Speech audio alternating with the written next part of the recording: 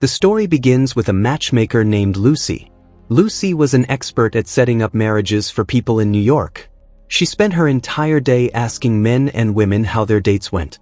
But right now, a guy is saying that he didn't like the girl Lucy set him up with at all. While on the other hand, the girl says she really liked the guy. She looked really happy. So Lucy had to tell her the truth, that the guy didn't like her that much. Lucy says, "No worries, I'll find you another date." She then tells her about another guy named Mark. But Sophie didn't like his height. She says, "He's claiming to be 5 feet 11 inches, but I'm sure he's actually 5 feet 9 inches. Lucy tells her, "A couple of inches don't matter. Just go on the date with him." Meanwhile, Lucy's company was celebrating her achievements. 2 of her clients were about to get married, and Lucy had successfully arranged a total of 9 weddings. She and her colleague were talking about Sophie, saying that the girl is just okay in everything. Nothing about her really stands out. And that's exactly why Lucy wants to get her married. She says, she's a good girl. Then they start talking about height-increasing surgeries, that these days, guys are getting surgeries to grow as much as 6 inches taller. Lucy says, anyone who can afford it definitely should go for it. The scene then shifts to a wedding that Lucy had arranged. Here we meet a guy named Harry. He overhears Lucy talking to a group of women from a distance. Lucy was explaining to them how choosing the right partner is really important. Impressed by her words, all those women gave her their business cards. But just then, there's a problem. The bride, Charlotte, is lying in bed, looking upset and unwilling to get ready. She's clearly unhappy and running late for the wedding. She's having doubts about the wedding. She says, "I'm a modern woman. I could have done anything with my life. But here I am, getting married." Lucy says, "I understand. But tell me, why don't you want to get married? Tell me and I'll get you out of here." Charlotte replies, "I have to get married. So much money has already been spent." So Lucy says, "Okay, then tell me, why do you want to marry Peter? Whatever your reason is, it'll stay safe with me." Charlotte confesses, "Because when my sister sees Peter, she gets jealous. She thinks he looks better than her husband and earns more, which makes me feel like I've won." Lucy asks, "So do you really want to marry him?" Charlotte says, "Yes." And the wedding happens. After the ceremony, Lucy meets Harry. Harry was Peter's brother. He tells Lucy, "I overheard you talking to those women earlier. It was really impressive. You were very convincing in getting them to use your services." Harry then asks Lucy about her job. He says, "So you must know a lot about love, right?" Lucy replies, "I know a lot about dating. Dating is really tough. It's like trial and error. There's risk and pain involved. But love is easy. It just happens." Lucy even tries to recruit Harry, saying he'd be a great match for a lot of her clients. Harry was 6 feet tall and rich. But just then, Lucy's ex-boyfriend John shows up, carrying her favorite drink. He's now working as a waiter. Lucy and John meet again. After the wedding, Lucy goes outside to talk to John. John asks, "So, how did you pair these two?" Lucy replies, "They had similar economic backgrounds, same political views. They were equally attractive, and both came from rich families." John says, "Well, I'm broke and come from a terrible family. Does that mean we're soulmates?" Lucy says, "Probably." That's when we find out that John wanted to be an actor, but things weren't working out. So now he's doing odd jobs to get by. Lucy says, "I missed you." John asks, "Are you seeing anyone?" Lucy says, "No." Then John steps closer and says, "I missed you too." He asks, "Can I give you a ride home after this is over?" Lucy says, "Sure." Lucy heads back inside. She gives Harry her card, saying, "I can help find someone for you too." But Harry says, "I don't want to hire you. I want to date you." Lucy replies, "You won't want to date me, because now I only date to get married, and I want to marry someone very rich." Just then, John shows up again, watching them from a distance. Then Lucy and John get into the car together. She says, "Your car still smells the same as before." We're taken back to a few years ago, when Lucy and John were dating. It was their 5-year anniversary. But John was running late for their restaurant reservation because he couldn't find cheap parking. They start arguing over it. Lucy gets upset and steps out of the car. She says, "I don't want to hate you for being poor, but right now I do." Lucy had wanted to celebrate their 5-month anniversary properly back then, but even that hadn't worked out. Now we come back to the present day. John drops Lucy off at her home. Lucy asks, "Do you want to come inside?" John says, "I want to, but I probably shouldn't." As he leaves, Lucy tells him, "Invite me to your play." The next day, Lucy was back to work.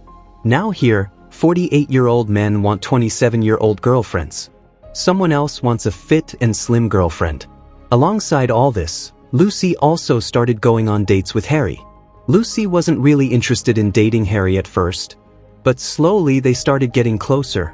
Harry would take Lucy to expensive places. He was the complete opposite of John. He brought Lucy luxurious flowers, and she even started liking the way he paid the bill. She said, "You're spending a lot of money on me." Harry replied, "I'm just trying to make our dates romantic." To which Lucy said, "You could find a much better girl than me." She told him, "In our industry, guys like you are called unicorns. You're like a fantasy, the kind of guy women dream about. You're perfect. You have the ideal income, ideal education, the height, everything. You're extremely wealthy. You're a 10 out of 10 in every category. I don't understand why you're into me.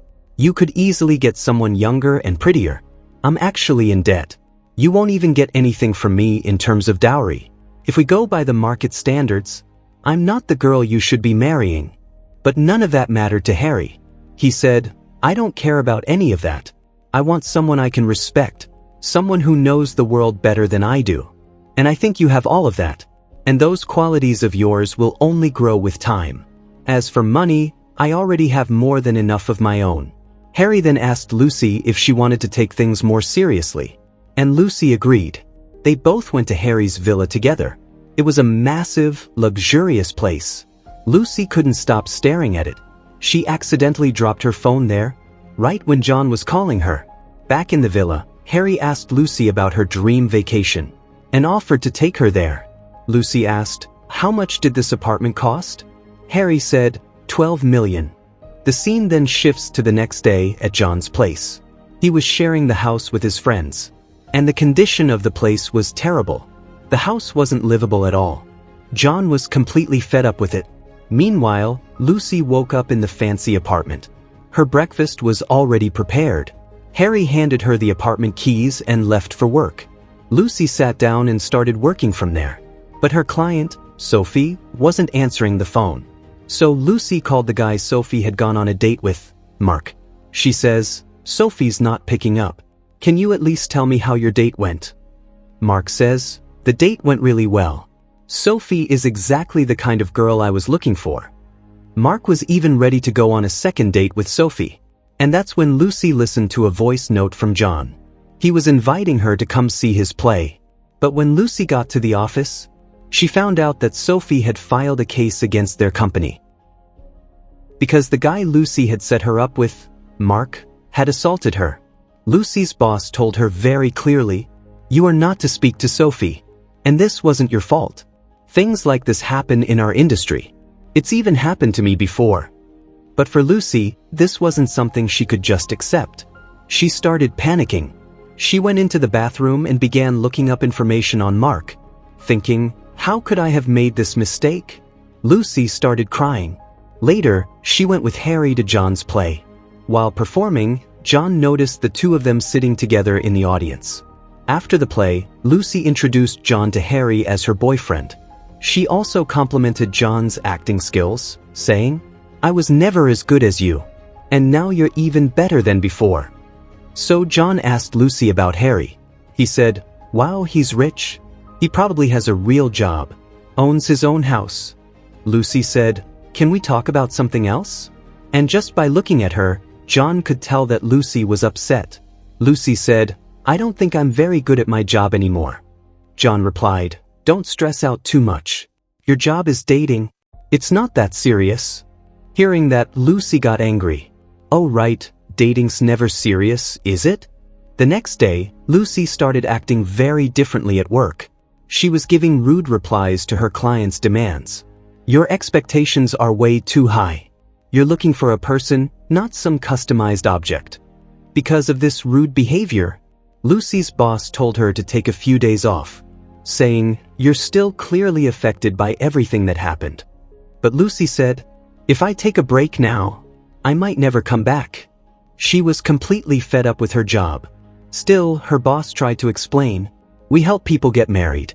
And the reason people have so many demands is because they're choosing someone to spend their whole life with." After hearing all that, Lucy left the office. Despite her boss telling her not to, she went to meet Sophie anyway. When Sophie saw her, she walked right past her. But Lucy followed her. Sophie said, "I thought we were friends, but now I don't even know what to say." Lucy said, "I'm sorry. I didn't know he would do something like that." Sophie replied, "You knew his salary. You knew his height," which was a lie. But somehow, you didn't know what kind of man he was. Sophie started blaming Lucy. "How could you set me up with someone like that?" She continued, "I bet you see me as worthless merchandise, which is why you just handed me off to anyone." Angry and hurt, Sophie walked away. Sophie's words had completely broken Lucy. She called John, and John, dropping everything, listened to her. Lucy told John everything, that she had made a huge mistake. John asked, "Should I come over?" But Lucy said no. "I'm going to Harry's place." They were supposed to leave for a vacation. And there, while packing with Harry, Lucy saw a ring he had bought for her. That night, Lucy noticed a mark on Harry's leg. Harry woke up and left the room. Lucy followed him.